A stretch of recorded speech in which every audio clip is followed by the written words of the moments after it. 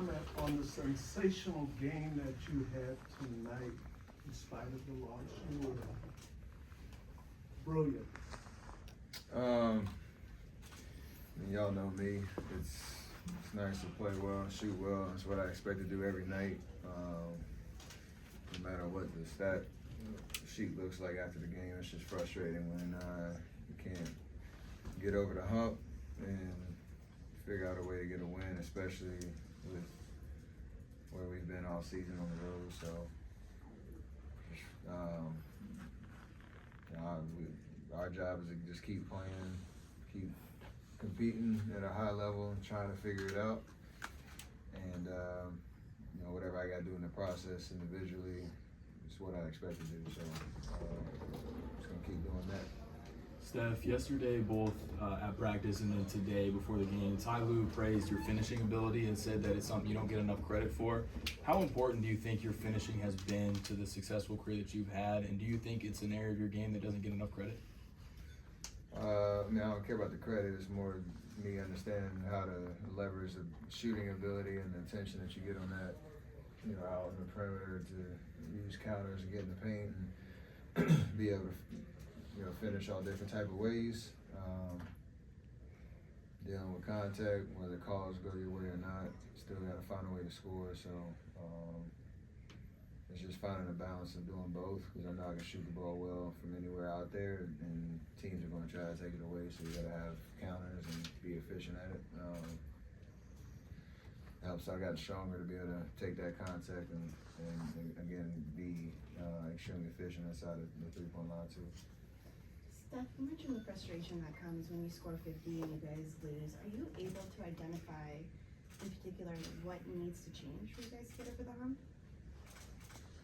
There's periods in the game where we foul too much. Tonight is offensive rebounds. They gave them plenty of second chances. They're already a talented team. What Kawhi and PG can do. Offensively especially, so if you give them extra opportunities, it's never going to be a good thing. They had 16 offensive rebounds. They got to the free throw line 32 times to our 15. We're undersized, I think, based on the guys that are out, so you have to play bigger than what our stature is, and we just didn't put together enough of the stretch of that where, I think we defensively played,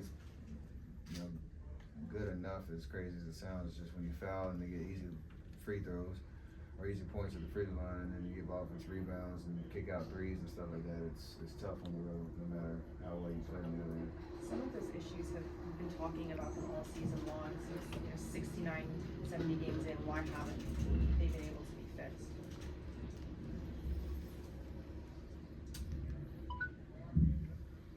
It's a tough question just because you're trying. Doing everything we can to be mindful of it, give effort, focus, and focus on it. Just if you don't do it, you lose. And until we run out of games to solve it, we have to keep trying. It's the nature of the game, the ebbs and flows of year after year, figuring out what it takes to win at the highest level. We've identified those things, we just haven't been able to do it. What are you losing with Andre Iguodala being out, for the foreseeable future, potentially the rest of the regular season, with needing surgery on his wrist? First I just feel bad for him on his personal level, knowing how much he loves the game, how much he's gone through with some unfortunate injuries this year, and just trying to get his body right. He played 4 or 5 games in a row. It was looking like he was turning the corner in terms of night after night being available and being fresh and giving us his defensive presence, his IQ, timing plays that he can make all across the floor. And then he unfortunately has to have surgery, so it's just, you feel for him because he's worked his butt off to get in a position at his age and how many years he's been in this game and what he's tried to give us this year to be available. And that's one of those injuries you can't really avoid. It's kind of a freak accident type situation. So I just feel for him on that end. see what happens on the rest of the stretch of the season. Steph, when you look at the big picture of things, how do you view what the home and road splits even mean, if at anything? It's like the ultimate tease. Like we're good enough to win, beat whoever at home, and we've had some self-inflicted wounds on the road, but we also played well enough where we thought we should win and just haven't gotten it done. So it keeps, as crazy as it sounds, it just keeps us motivated. We can't figure it out, but I don't know.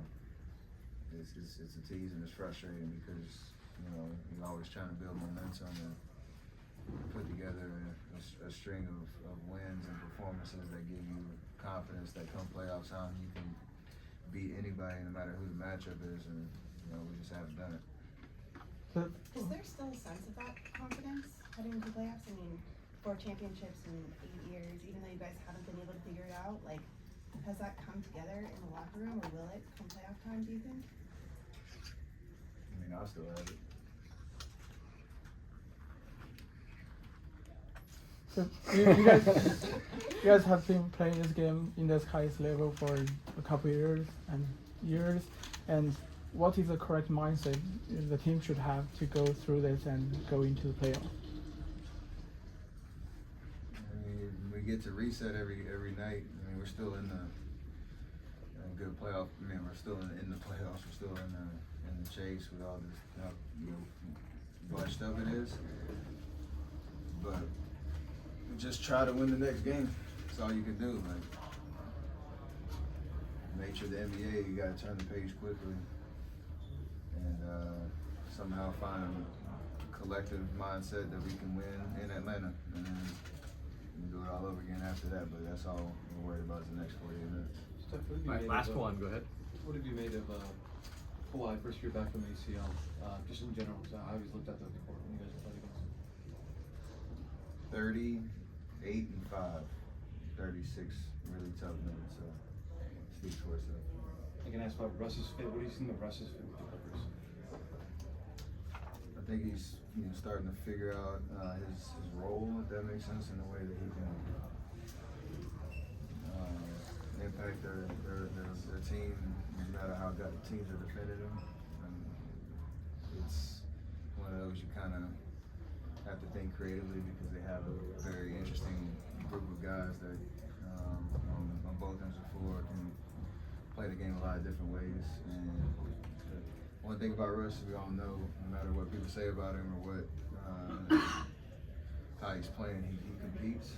I know they love that about him because every night he shows up and plays hard. So that's something you can't teach. It's kind of a lost art these days. Great, thank you.